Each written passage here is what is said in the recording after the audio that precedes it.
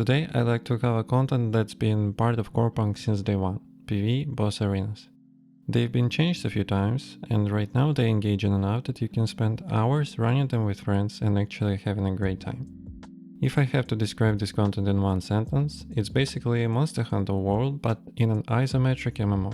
Bosses have phases, they scale with keycard level, and the rewards scale with them.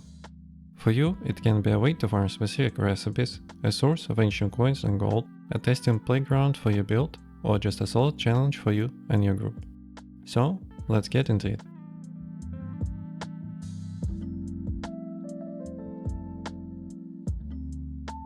It's better to think about bosses as endgame content, but you might have reason to touch them earlier. One NPC, Ludwig, can give you a few quests starting at level 18. The tasks are simple, defeat a few bosses. And since boss arenas are accessible from level 15, this quest can become your first opportunity to get tier 3 weapons as quest rewards, which is a huge power spike for your character. So where do you find these bosses? In the open world you'll see shrines. They work like your departure points into boss arenas.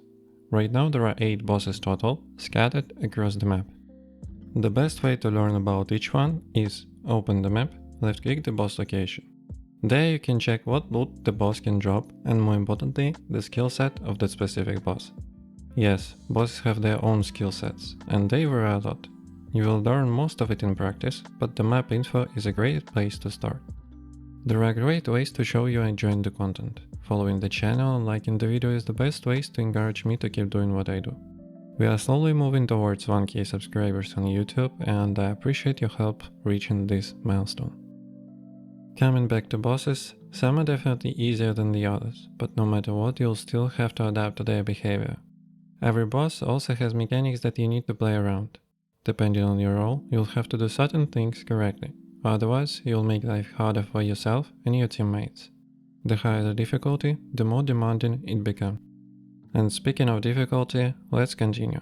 Boss arenas use the same keycard system as Prison Island, same types of primary and secondary affixes. Same idea overall.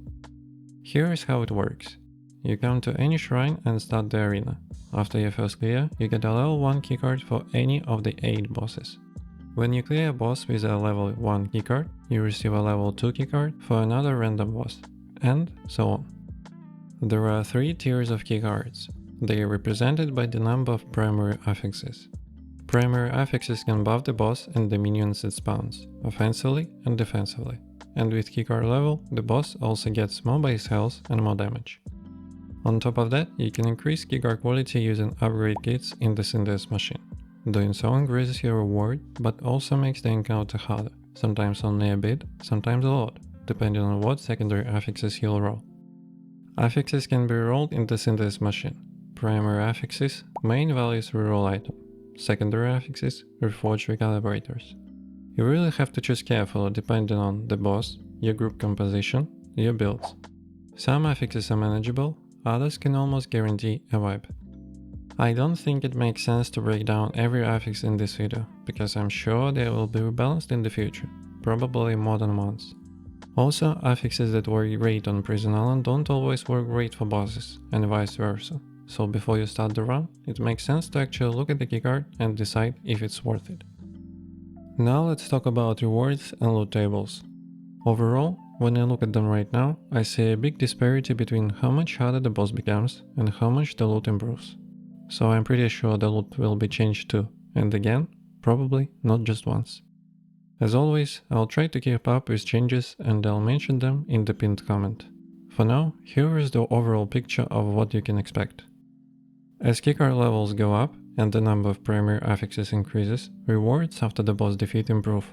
Tier 1 keycards can guarantee a few Tier 2 artifact recipes. Tier 2 keycards start to provide double stat Tier 3 artifact recipes, and their amount can go up to 3 if you defeat the boss using keycards with 3 primary affixes. And I want to start with those double stat artifact recipes, because as of right now, March 26, they are exclusive to boss arenas. They are split between different bosses depending on the artifact primary stat types. So if you want to improve your build with those stat artifacts, boss content starting from tier 2 keycards is the way to go. Second, ancient coins. You get them from the reward chest, and the amount depends on a few key factors: keycard level and quality, your performance, and your group performance.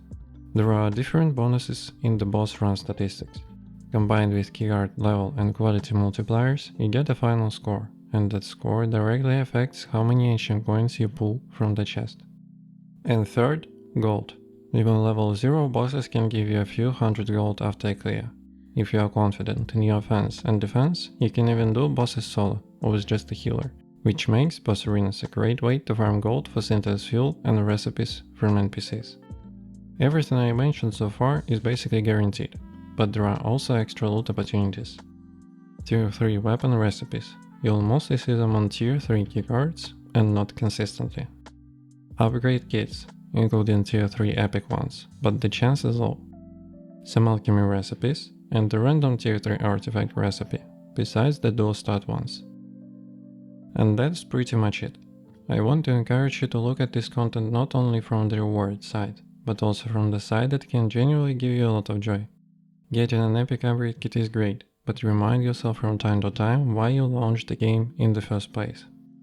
Boss arenas can give you a great challenge, great replayability, and I hope after this video they became more clear for you. I think we can expect a lot of reworks, new keycard affixes, changed boss mechanics, updated loot tables, and maybe even brand new bosses. And I'll be here to cover those changes. Don't forget to like and subscribe if you still haven't. I appreciate your time, and I'll see you in the next video.